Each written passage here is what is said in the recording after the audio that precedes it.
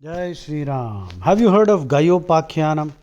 It is actually a Telugu play written by Chilakamarti Lakshmi Narsimham in 1890. A very interesting story in which Krishna and Arjuna fight each other. This is not there in the original Mahabharata, but the liberty is allowed because in Hinduism we allow any amount of liberty as long as it does not violate the core principles. To support that, Samartha Ramdas ji in Dasabodha says, Jayesa harikate cha godi uthe neech navi avadi. Jayesa harikate cha godi uthe neech navi avadi. Tayasa jodali jodi sarvottamachi. Which means when you are delivering a Harikatha, you should take every liberty to improvise, and so that the listener should feel that every time he listens there is something new, not just something new, it should be totally new. Well, that's very difficult, but anyway, the liberty is being given, the license is being given to go ahead and make the description new and exciting and novel, but making sure that you don't violate the fundamental principles of Sanatana Dharma, which are encapsulated in the Bhagavad Gita. The Gita, as you know, is the quintessence of the Vedas. So, Jayesa, Jayasa, Harikate cha godi, uthe neech navi avadi, Tayasa jodali jodi, sarvottamachi. Samartha Ramdas ji says this in the Dasabodha. Okay, now Gayopakhyanam. Well, Gaya was a Gandharva king. One day he was flying in the sky and suddenly he spat his pan. He was eating some pan. And Krishna happened to be offering prayers to the Surya Bhagavan. And this spat fell on Krishna's palms. So, Krishna was enraged and he said he is going to kill whoever this fellow is. So, Gaya, of course, Krishna knew who that fellow is. Incidentally, Gaya is himself a very great devotee of Sri Krishna.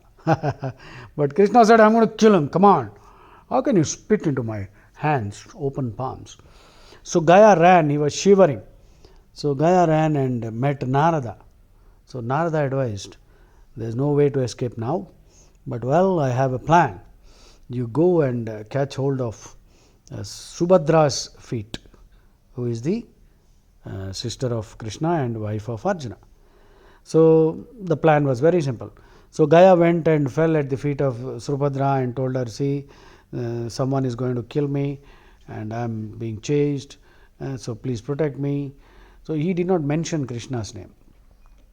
So Subhadra, you see, in Hinduism, we believe that we should always give protection to one who surrenders, Sharanagat. So that's why Rama also says in Ramayana, Sakrideva prapannaya tavasmi iti cha yachate abhayam sarvabhutebhyo dadami yetad vratam mama. 6:1833 Ramayana. So whosoever surrenders to me, I assure him of protection against any creature and every creature. That is Rama's covenant, Covenant. Covenant means a solemn, very serious vow.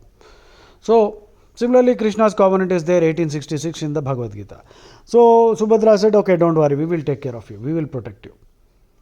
Now, Subhadra informed Arjuna. Arjuna said, okay, we'll take care, no problem, whosoever it might be. Later, the truth came out that it is Krishna.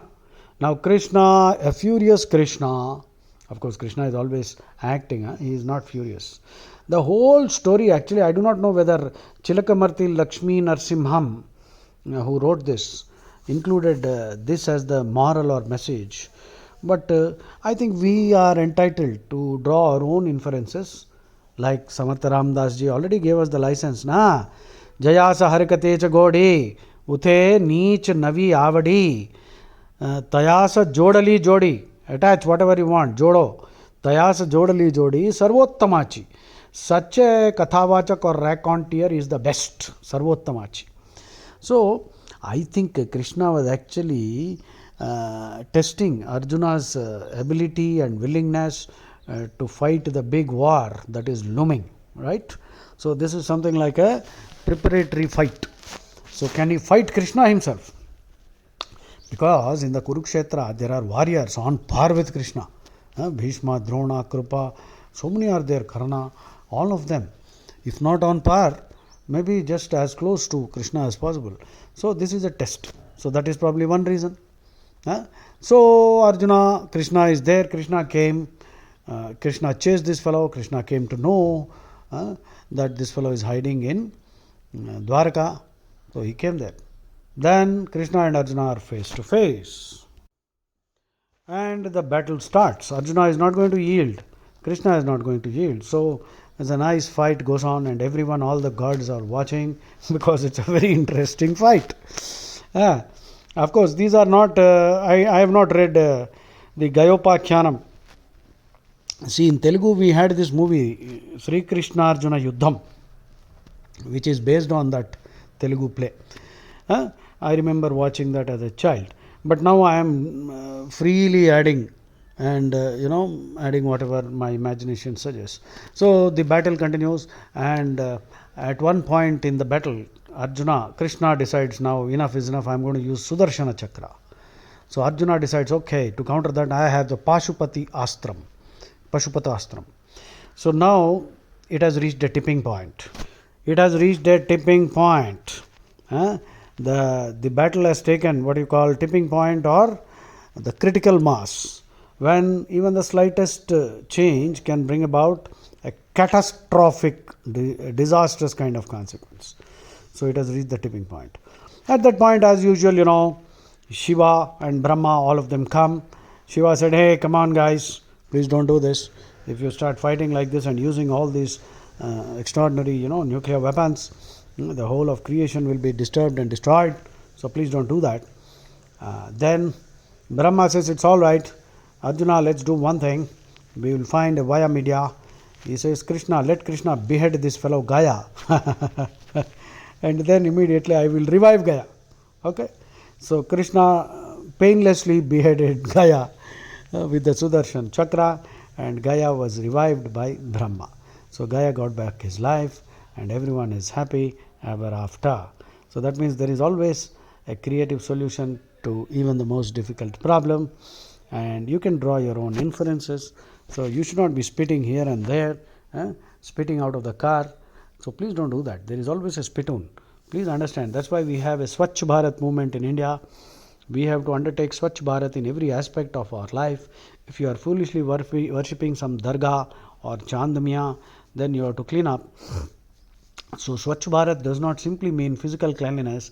It also includes cleanliness as far as your habits are concerned, and spirituality is concerned, religion is concerned, and about financial cleanliness. No cheating. Do not cheat anybody, because if you cheat, then karma is going to bite your ass really badly. So, well, this is Gayopakhyanam.